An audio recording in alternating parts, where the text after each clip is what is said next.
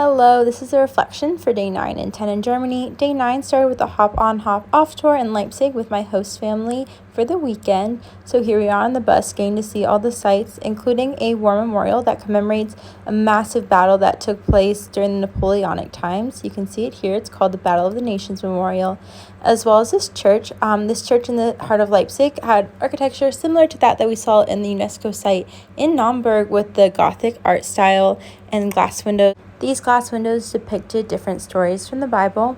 It was really cool to see these buildings, but also to see how many of these buildings were new and modern because there had been so much destruction that took place during World War II.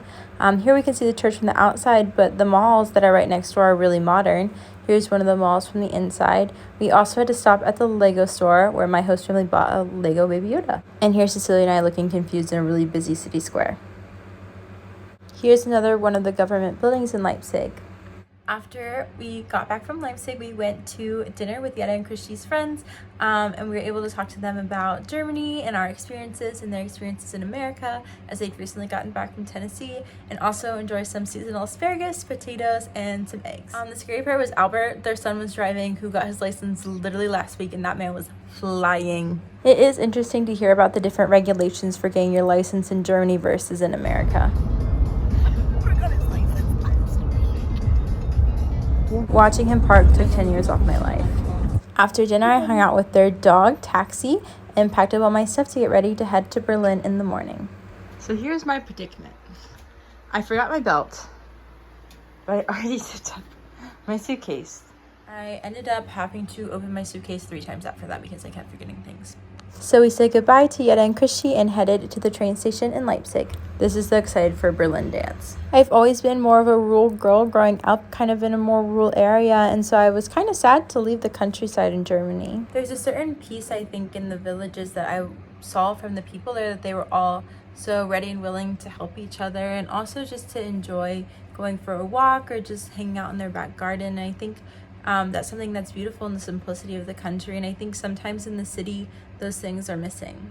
So I was excited to see how that kind of transcribed itself from America into Germany and Berlin. Hey guys, where are we going? Berlin! Train. Yay! Yay! Harry Styles' new album had just come out too, which made for a very dramatic train ride to Berlin. Once we got into the city, we hopped on the subway and headed to our hotel with only a little snag of people getting left behind. But once again, I was so excited to see the public transport that was so easily accessible to the people around us and in the city. As someone who can't drive, I'm very interested in public transport and city planning, and from my experiences in Germany this first day, or in Berlin this first day, I was able to really see how accessible the city was via trams and buses and the U-Bahn, and it was just really cool, and I was really excited to see all of that. I am taking a Geography of American Cities class in the fall, so I'm really interested to be able to compare the two. Then we arrived at the Air Berlin Hotel. With the bread. Wow, we're at our hotel. It's called Roxanne. Hotel Air in Berlin. All she wanna do is party all night. Very Berlin? Giving Berlin. Very Berlin-esque. Yeah, oh, yes. Giving Berlin. It's giving Berlin. We had some extra time before our dinner reservation, so we decided to head out and do some sightseeing using the excellent public transport in Berlin.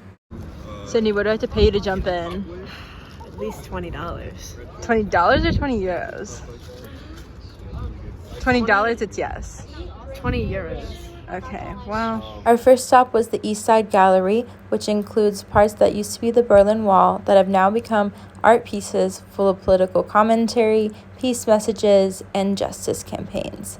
It was a really beautiful thing to see how something that had once been so full of fear was now a piece of community. But I also noticed many people who appeared to be local walking by trying to just get to their next location. We learned a lot about place in my geography classes and the historicity of it, but something I've been really interested in is the ghost of place and kind of how feelings of a place can still impact it after the meaning of that place has changed. And I think that's definitely the case for the Berlin Wall. I also think you kind of can see that in the people just walking by who don't see the significance of it and don't feel those deep feelings that people seeing it for the first time maybe do. And how the meaning of the wall before has been able to change, but the feelings associated with it, the feelings of depth and power that remain, can still impact the way people perceive it, and how the place can change after time. I mean, right across the what was once the Berlin Wall is now a wall of bumble ads. Hi, and welcome to Sydney's dating video. Sydney, what are you looking for in a partner? Falling in love with dating is what I'm looking for. OMG, wow. How are you You'll never know if you never go. So true. Savannah, what are you looking for in a German partner? I don't know if that's appropriate for the vlog. Oh. We then continued to walk through what was once East Germany, including seeing the aforementioned the TV tower and some of the older buildings, including Humboldt University. And it was cool to just kind of experience the architecture and walk around and really see what's going on. We walked all the way to Italy and now we're at the Vatican. Hello, Mr. Pope. We were able to see the history of World War II a lot in Berlin, whether that was the spot where many books had been burned or the gold placards outside places marking where Jewish people had been removed from their homes or their businesses. And it's heartbreaking to see these spots and feel their history, but also to know that despite the heaviness that may come with seeing these reminders every day, they're dedicated to not repeating history. And I think that's a really positive thing to take away from all these different sites that we saw. From Ukrainian protesters to the Holocaust Memorial, we saw these actions. Berlin is serving as a living piece of history and a living reminder of the terrors that have happened and the need to prevent these in the future. And it was really interesting to be able to see this. And that was something that we didn't really see very much when we were in the country and in Saxony-Anhalt, because there wasn't so much evidence of the war there, because it was so far removed from the bombings and things like that. And so it was really interesting to be able to see that, and really cool to be able to hear about that history. So after we walked around Berlin a little bit more, we made our way back to Wittenbergplatz, and we went to dinner at an Italian restaurant. How you doing, Sydney? A little chilly, but I'm in great mood. Savannah, how you doing? Great. I have a drink and food is coming. After that, we headed back to the hotel and just hung out before we headed to sleep. The big takeaway for me was being able to see a big European city and what that meant with recognizing history and place, and also with the public transportation and accessibility of the city. I think as far as accessibility into reaching different parts of the city, it's really easy to kind of figure out the subway system. I feel like we kind of had figured it out for the most part within the first day or two we were in Berlin. And so that was really a good experience.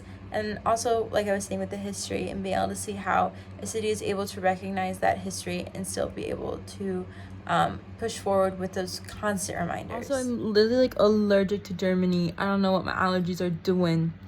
But I got the Benadryl or allergy medicine for €3.25. That's very cheap. That was the end of day 10.